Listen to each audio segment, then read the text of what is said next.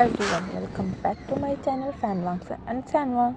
So guys, आज मैं आप लोग के लिए हमारा मिस्टर वे एंड मिसेस वे का नेक्स्ट पार्ट लेके आई हूँ, पार्ट 3. ओके, सो हमने लास्ट पार्ट में देखा था कि डाइनिंग टेबल पे बवाल हो गया था, आई मीन ब्रेकफास्ट के लिए. तो अभी हम आगे देखते हैं. विंग जो कि वांग जी को गुस्से में घूरते हुए बोलता है, मुझे मेरा स्पाइसी ब्रेकफास्ट ही चाहिए, मैं ये सब नहीं खा सकता. फिर वांग जी बहुत ही आराम से उसकी तरफ देखता है और बोलता है, हस्बैंड आप भूलिए मत, हमारी शादी हुई है और अभी आपकी कंडीशन बिल्कुल भी ठीक नहीं है और आपकी कंडीशन के अनुसार ही मैंने आपके लिए ब्रेकफास्ट बनाया है और आपको दिया है. तो विंग बोलता है कि क्या मतलब है, अब तुम डिसाइड करोगे कि मैं क्या खाऊंगा क्या नहीं खाऊंगा, क्या पता तुमने इसमें जहर मिलाया हो. ये सुन के ना वांग जी खड़ा होता है, उसके पास जाता है और उसके मतलब जो फूड रहते हैं, उस विंग के लिए जो फूड निकाला गया था वो बॉइल्ड वेजिटेबल सूप्स थे, ये सब थे. तो उसको एक एक करके टेस्ट करना स्टार्ट कर देता है. सब टेस्ट करता है और बोलता है परफेक्ट है, अब इसे खाओ. ऐसा बोल के वो वापस अपनी जगह पर बैठ जाता है. वैसे उसके बगल में ही वो बैठा हुआ था वांग जी, मतलब विंग उसके बगल में ही बैठा हुआ था वांग जी के. तो जो मतलब वांग जी है वो वापस अपने सीट पे मतलब अपने सीट की तरफ ध्यान देता है और अपना ब्रेकफास्ट करना स्टार्ट कर देता है. वांग जी ब्रेकफास्ट मतलब स्पाइसी खा रहा है, मतलब खाता है, ऐसा नहीं है कि नहीं खाता है, मतलब हल्का फुल्का स्पाइसी, ये नहीं कि हाई लेवल का स्पाइसी खा ले, मतलब हल्का फुल्का ही सा खाता है, नॉर्मल वो फूड खाता है. तो विंग देखता है उसका फूड और फिर सबका फूड देखता है. सब लोग सिर्फ घूर घूर के विंग को ही देख रहे थे कि विंग खाना स्टार्ट करे तब वो लोग खाना स्टार्ट करे. तो विंग ना बोलता है, मुझे ये ब्रेकफास्ट नहीं करना, ऐसा बोल के वो जाने वाला था. तभी वांग जी ने उसके मतलब वो व्हील चेयर को पकड़ लेता है. भैया इतना अमीर है तो व्हील चेयर भी तो अमीरों वाला ही रहेगा ना. तो वो अपने से ही जा रहा था व्हील चेयर को लेकर, बट मशीन से. बट वांग जी रोक देता है और फिर बोलता है, ब्रेकफास्ट कंप्लीट करो पहले फिर जाना. फिर विंग ना बोलता है कि मैं नहीं खाऊंगा तो नहीं खाऊंगा. ये सुन के वांग जी विंग को अपनी तरफ मोड़ता है. वांग जी भी विंग की तरफ बैठता है. दोनों आमने सामने अब बैठे हुए थे. अब वांग जी उसका जो व्हील चेयर है ना उसमें अपना पैर अड़ा देता है और उसके बाद वो उसके ब्रेकफास्ट यानी कि वो वेजिटेबल सूप जो थे ना उसके बाउल को उठाता है और अपने हाथों से खिलाने के लिए मतलब करने का इशारा करता है. तो विंग साफ साफ मना कर देता है कि मैं नहीं खाऊंगा. ये सुन के ना वांग जी को मतलब थोड़ा सा इरिटेटिंग होता है कि मैं इतना एफर्ट कर रहा हूँ इसको ठीक करने के लिए और ये तो नखरा दिखा रहा है छोटा बच्चा की तरह. मुझे क्या कोई मामूली चीज़ समझ के रखा है, ऐसा अपने मन में सोच के वांग जी थोड़ा सा लीन होता है और विंग के चिक्स पे किस कर देता है. जैसे ही किस करता है विंग का मुंह एकदम खुल जाता है और वो सॉफ्ट हो जाता है. और इसी का फ़ायदा उठा के वांग जी जो है ना उसके माउथ में वो सूप डाल देता है और उस ब्रेकफास्ट टेबल में जितने भी लोग बैठे हुए थे ना सबका मुंह हा करके खुल जाता है कि ये क्या हुआ. और मतलब विंग तो और सॉफ्ट. फिर वो रियलाइज़ करता है उसके माउथ में सूप है, वो काफ़ी ज़्यादा टेस्टी है. सामने से तो वो बहुत ज़्यादा सिंपल और सादा दिख रहा है, बट नॉर्मली वो खाने पे बहुत टेस्टी लग रहा है. ज़्यादा स्पाइसेस नहीं है बट वो टेस्टी है. ये फील करते ही, टेस्ट करते ही विंग उस सूप की तरफ देखने लगता है. फिर वांग जी की तरफ देखता है. फिर वांग जी हमें सही लाता है और फिर बोलता है, अब आप खाओगे ना. फिर विंग धीरे से हमें सही ला देता है. फिर उसके बाद वांग जी प्यार से अपने हाथों से विंग को सारा के सारा ब्रेकफास्ट कराता है. फिर वो खुद खाता है और फिर उसके बाद मतलब सब लोग कर लेते हैं जब ब्रेकफास्ट, तब उसके बाद विंग को भेज देता है ऑफिस. जैंग चैन पूछता है वांग जी से, ऐसा क्या बनाया था तुमने जो विंग मतलब गगर बिना कुछ बोले ही खा लिए. फिर वांग जी ने कहा, मेरे हाथों में कमाल ही ऐसा है. तो जैंग चैन बोलता है, रियली गगा का तो मुंह तो खुला का खुला ही रह गया था। मुझे तो पता ही नहीं था कि गगा इतना सॉफ्ट हो जाएंगे एक ओमेगा के चिक्स पे किस करने से। फिर हाँ जी बोलता है अच्छा सुनो, अब मैं अपने कॉलेज जा रहा हूँ, मुझे कुछ काम है, कुछ दिनों बाद मेरा एग्ज़ाम भी स्टार्ट होने वाला है, तो मुझे कॉलेज जाना है अपने। तो जियांग चैन बोलता है चलिए मैं चलता हूँ आपके साथ, आपको छोड़ भी दूँगा और मैं भी चला जाऊँगा अपने कॉलेज। फिर वांग जी हाँ में सही लगता है। उसके बाद वो दोनों कॉलेज के रेडी होते हैं और वो निकल जाते हैं कॉलेज जाने के लिए। कॉलेज जाने के लिए जब वो निकल जाते हैं, वांग जी को पहले उसके कॉलेज में छोड़ता है जियांग चैन। उसके बाद वो अपने कॉलेज जाता है। अपने कॉलेज पहुँच के वो अपना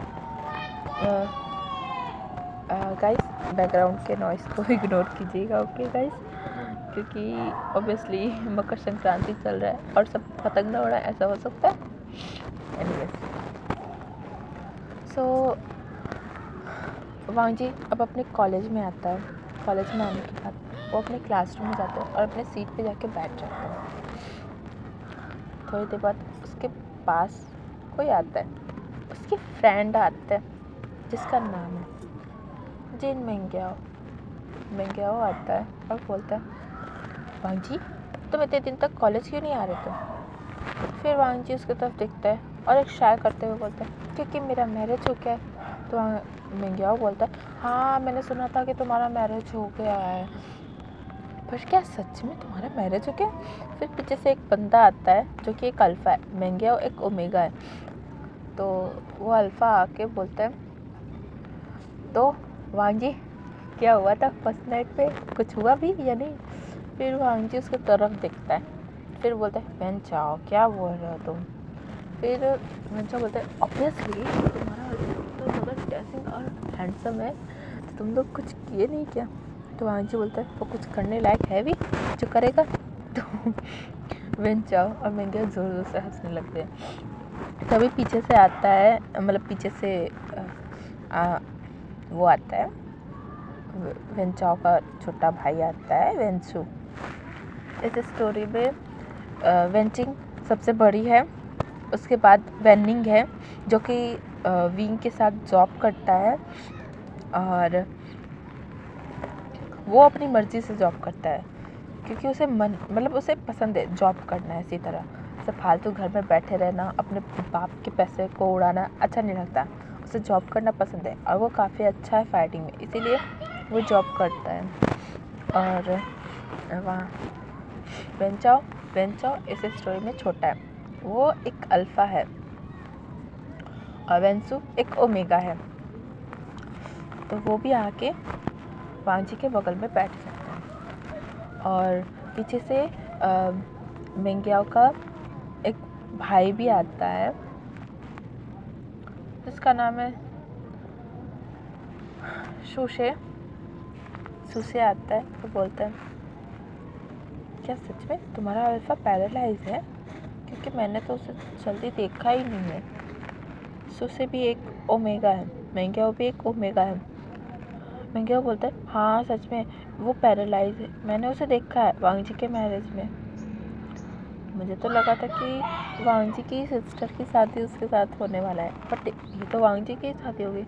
फिर वांग जी बताता है कि उसकी बहन जो कि शादी नहीं करना चाहती थी, इसलिए वो शादी से भाग गई थी और वो पार्टी कर रही थी और वैसे भी वो उसने मना कर दिया था और मुझे ज़बरदस्ती कहा गया कि तुम शादी करो। और तुम लोग को तो पता है मुझे तब तक चैन नहीं मिलता जब तक उस अल्फ़ा के बारे में जानकारी में निकाल ना लूँ। तो जो वेंचा है वो बोलता है तब तो पक्का तुमने उसके ऑफिस का कोई ना कोई तो लैपटॉप या कंप्यूटर हैक किया होगा। तो वांग जी बोलता है ऑफ कोर्स, बिना ये किए तो जानकारी मिलता ही नहीं मुझे। फिर सभी हंसने लगते हैं। फिर वो लोग थोड़ा सा स्टडी करते हैं, अपना नॉर्मली क्लासेस लेते हैं। उसके बाद वो लोग कंप्यूटर क्लास के लिए जाते हैं, कंप्यूटर वहाँ पे और भी नए नए चीज़ सीखते हैं।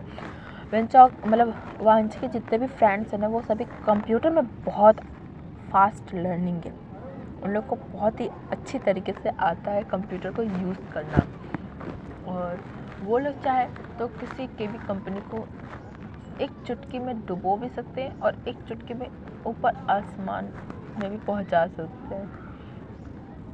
बट कोई ना, अभी वो लोग अपने इस टैलेंट को छुपा के रखें, और उन लोग का सबसे फेवरेट सब्जेक्ट कंप्यूटर ही है। अभी वांग जी अपनी सारी क्लासेस को कंप्लीट करता है, और फिर वो कॉलेज की छुट्टी होने पे और सभी अपने मतलब वहाँ से निकलते हैं। फिर वेंचाओ बोलता है वांग जी आज तो कुछ नया सीखने को मिला है, तो कहाँ ट्राई करने वाले हो ये? वांग जी बोलता है कहाँ ट्राई करूँगा, मुझे नहीं पता, जब मौका मिलेगा तो ज़रूर से ट्राई करूँगा। तो वेंचाओ बोलता है ओ रियली, ओके, मैं तो सोच रहा हूँ अपनी सिस्टर के कंप्यूटर पे क्यों ना ट्राई करूँ। तो मैं क्या बोलता है हाँ हाँ करो, फिर बाद में जो धुलाई होगा ना उसके लिए रेडी रहना, क्योंकि तुम्हारी बहन भी एक अल्फा ही है, बोलो मत। तुम्हारे फैमिली में बेचारा सिर्फ एक वेंसु ही ओमेगा क्यों आ गया? तो वेंसु बोलता है पता नहीं, और कोई भी ओमेगा नहीं है, मुझे कितना तकलीफ़ होता है अकेले, क्या ही जानो। मैं क्या उसके कंधे पे हाथ रख के उसके पीठ को सहलाते हुए बोलता है बेचारा बच्चा कितना उदास है, अकेलापन इसे महसूस होता है ओमेगा होने पर। मेरा तो कम से कम एक भाई भी है और एक बहन भी है, और तुम्हारा बेचारा, ऐसा बोल के वो सहला रहा था। और वेंसु ने उसके हाथ को हटाता और बोलता है हटो, मुझे संपत्ति देने की ज़रूरत नहीं है। तो मेंग्याओ बोलता है एक तो इसको थोड़ा सा दिलासा भी दे रही हूँ, ऊपर से ये देखो कैसे कर रहा है, वांजी देख रहे हो? तो वांजी हंसने लगता है और फिर बोलता है वेंसु शांत हो जाओ, हम है ना, हम तुम्हारी हेल्प करेंगे ना तुम्हारे इस उदासीपन को दूर करने में। तो वेंसु भी हाँ कर देता है। उसके बाद वेंचा बोलता है तो अब तुम कहाँ जा रहे हो?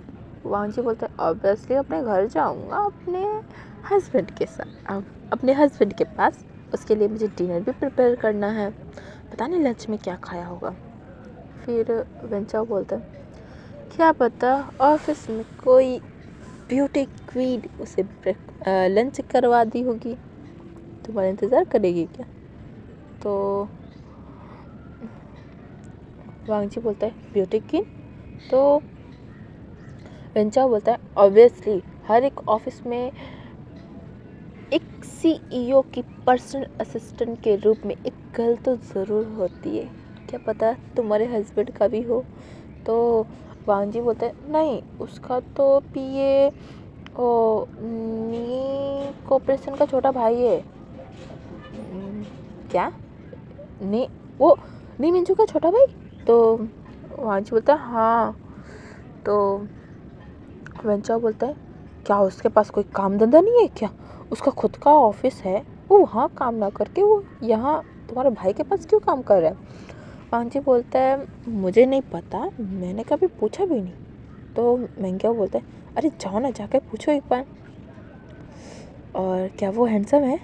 तो वेंचाओ उसके सर पे एक टपली मारता है मेंग्याओ के और बोलता है तुम्हें दिन भर यही सूझता है क्या, कौन सा अल्फ़ा हैंडसम है और कौन सा अल्फ़ा क्या है? तो मेंग्याओ बोलता है मारते क्यों हो यार, थोड़ा सा ही तो सवाल पूछ लिया, तो तुम्हें क्या हो रहा है, तुम हटो, तुम जैसे चुचुन्नर से कौन ही प्यार करेगा, तुम्हें तो कोई अपना बॉयफ्रेंड भी ना बनाए। तो वेंचाओ बोलता है देख लेना एक दिन मेरी सबसे ब्यूटीफुल कल ही मेरी गर्लफ्रेंड होगी और मेरी पार्टनर रहेगी। तो मेंग्याओ उसको घूर के नीचे से ऊपर देखता है, यहाँ तक कि सभी मतलब वेंसु भी, सुशे भी और वांगजी भी जब नीचे से ऊपर उसको घूरता है ऐसे जैसे कि क्या जोक मारा है इस बंदे ने ऐसे घूरते हैं। और उसके बाद वेंचाओ बोलता है हाँ ठीक है घूर लिया ना, हो गया। तो तभी वांगजी के सामने एक कार आता है, तो वांगजी देखता है तो उसमें वेन्निंग था। वेन्निंग को देख के वेंचाओ बोलता है गगा आप यहाँ? तो वेन्निंग बोलता है मैं लिटिल मास्टर को लेने आया हूँ। तो वांजी मतलब वेंचा बोलता है little master. Oh my god वांजी तुम तो लिटिल मास्टर बन गए। ये सुन के ना वांजी थोड़ा सा ब्लश कर लेता है और फिर बोलता है सटा बन जाओ। ओके गाइस अब मैं कल मिलता हूँ। ओके तो मैं जा रहा हूँ, बाय बाय, ऐसा बोल के वो मतलब बैठ जाता है उस कार में और वो वहाँ से निकल जाता है और उसके साथ दोस्त भी चले जाते हैं। और वांग जी फिर घर पहुँचने के रास्ते में ही वेनिंग से पूछता है कि वीक ने लंच में क्या खाया था। तो वेनिंग ने कहा मेट्स लंच पैक करके ले आई थी। तो वांग जी बोला थैंक गॉड कि मैंने लंच भी बना के रखा था, चलो अच्छी बात है। तो वहाँ वेनिंग एक स्माइल करता है और फिर वो वांग जी से बोलता है आप मेरे मास्टर का कुछ बहुत अच्छे से ख्याल रखोगे है ना। तो वांग जी बोलता है ऑब्वियसली वो मेरा हस्बैंड है तो मैं उसका ख्याल तो अच्छे से रखूँगा ही ना, वो मेरा फ़र्ज़ बनता है। तो वेनिंग भी एक स्माइल कर देता है और उसके बाद वो लोग घर पहुंच जाते हैं। घर पहुंचा के वेनिंग वापस चला जाता है ऑफिस। फिर उसके बाद वांग जी मतलब जियांग चेन भी घर पे आ गया था और वांग जी डिनर की तैयारी करने लगता है। डिनर की तैयारी करने के बाद वो ऊपर चला जाता है अपने रूम में, वहाँ पे जाके अपना कॉलेज वर्क थोड़ा सा कंप्लीट करता है और उसके बाद वो वेट करने लगता है विंग का। तब तक के लिए वो जियांग चेन से बहुत सारी बातें करने लगता है, उसके ब्रदर के बारे में जानकारी निकालने लगता है कि उसे क्या पसंद है, क्या खाने में पसंद है, क्या पहनने में कलर कौन सा पसंद है, कहाँ कहाँ घूमता है फिरता है, हर एक चीज़ उसके फैमिली मेम्बर के बारे में भी जानकारी लेता है। और वांग जी को पता चलता है कि कैसे उसके फैमिली का एक्सीडेंट हो गया था, हर एक चीज़ मतलब उसको पता चलता है। तो वांग जी को थोड़ा सैड फील होता है। फिर उसके बाद वांग जी उसको अपने बारे में बताता है कि कैसे उसकी मदर की डेथ हो गई, फिर उसकी मदर ने दूसरा शादी कर लिया, फिर उसके मदर की एक बेटी ऑलरेडी थी, मतलब फिर सारी जानकारी उसको बताता है। बस ये नहीं बताता कि उनमें थोड़ा सा तीखापन है, मतलब फैमिली मेम्बर में खट्टा मीठा चलता रहता है। तो ऐसे ही करके वो लोग वेट करते हैं विंग का। थोड़ी देर बाद विंग आता है, विंग को डिनर देता है, वेनिंग भी डिनर करता है, न्यूसन भी डिनर करता है, जियांग चैन वांग जी सब लोग आराम से चुपचाप डिनर करता है। इस बार विंग ना बिल्कुल भी शिकायत नहीं करता है कि ये कौन सा खाना है, कैसा खाना है। तो चुपचाप एकदम अच्छे हस्बैंड की तरह उस डिनर को कम्प्लीटली फिनिश करता है। और उसके बाद वो अपने रूम की तरफ जा रहा था सोने, तब भी वो देखता है कि वांग जी उसके पीछे पीछे आ रहा है। तो विंग बोलता है तुम मेरे पीछे पीछे क्यों आ रहे हो, तुम जाओ अपने कमरे में। तो वांग जी बोलता है मैं तुम्हारे पास ही सोऊंगा अब से। तो विंग बोलता है क्यों, तुम्हें मैंने रूम नहीं दिया है जो तुम मेरे रूम में सोओगे। तो वांग जी बोलता है नहीं ऐसी बात नहीं है, वो बात ये है ना कि अगर कभी तुम्हें बीच रात में ज़रूरत पड़ गई किसी की तो क्या तुम रेंगते हुए जाओगे, नहीं ना। तो मुझे रहने दो, मैं तुम्हारी हेल्प करूँगा।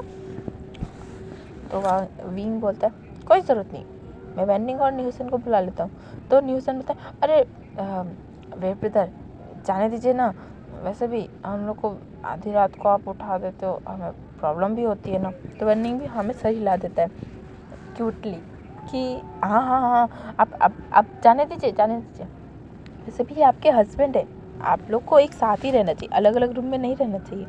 तो विंग ने उन दोनों को गुस्से में देखता है। फिर जियांग चेन फटाफट वांग जी का बैग ही पूरा ले आता है। वो बोलता है वांग जी का जाइए आपको कैसे दे रही, आप जाइए बैठे मतलब अंदर जाइए, उसको अंदर भेज देता है। वांग जी भी अपना आराम से अंदर चला जाता है और बैग को सेट करने लगता है। इधर विंग गुस्से में देखता है उन लोग को और बोलता है तुम लोग की इतनी हिम्मत, तुम लोगों ने मेरे से बिना कुछ बोले ही उसको अंदर घुसा रहे हो। हाँ मैंने कहा था ना कि मैं उसको अंदर नहीं अपने रूम में रखूँगा, तुम लोग क्यों ऐसा कर रहे हो। बहुत चिल्लाता है, बहुत चिल्लाता है और उन लोग को कोई फ़र्क नहीं पड़ता है। वो लोग अपना चुपचाप अपने अपने रूम में जाके चले जाते हैं और डोर को बंद कर लेते हैं। विंग बोलता है मेरी कोई इज्जत ही नहीं है इस घर में, मैं इतना सब कुछ बोल रहा हूँ, कोई मेरी बात को सुन ही नहीं रहा है, बिल्कुल भी नहीं सुनता कोई मेरी बात को। आखिरकार ये लोग समझते क्या है खुद को, हाँ इस घर का मालिक मैं हूँ, फिर भी कोई मेरा बात सुनता ही नहीं। ऐसा बोलकर वो गुस्से में अपने रूम में चला जाता है और वांग जी को वो देखता है, वांग जी जो कि बाथरूम में था।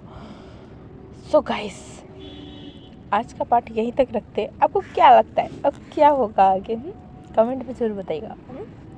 और एक और बात बोलना है, कल की वीडियो इसलिए थोड़ा स्लो था क्योंकि कल मैं टायर्ड हो गई थी, बहुत ज़्यादा टायर्ड हो गई थी, और मेरे बैक में पेन था, बहुत ज़्यादा पेन हो गया था, और मेरे पैर का नस भी थोड़ा सा खिंच गया था, इसलिए मेरे पैर में भी बहुत दर्द था, इसलिए मैं दर्द में थी। फिर भी मैंने सोचा कि रिकॉर्डिंग तो करनी पड़ेगी, और इसलिए मैंने रिकॉर्डिंग भी की, आप लोग के लिए वीडियो भी लेके आई। और अगर मेरे से गलती कल कुछ भी हुआ होगा तो उसके लिए I am really sorry guys, I am really sorry guys. और अब हम नेक्स्ट पार्ट में मिलेंगे। अगर आपको ये वीडियो पसंद आया तो कमेंट कीजिएगा, मेरे वीडियोस को लाइक कीजिएगा, और हाँ अपने दोस्तों तक शेयर कर दीजिएगा कि मेरी स्टोरी सुन ले वो, ओके।